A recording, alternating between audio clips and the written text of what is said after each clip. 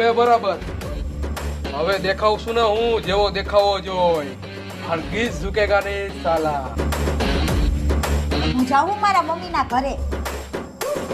આ તો સાચું કાપી ગઈ. એલી ઊભી રે.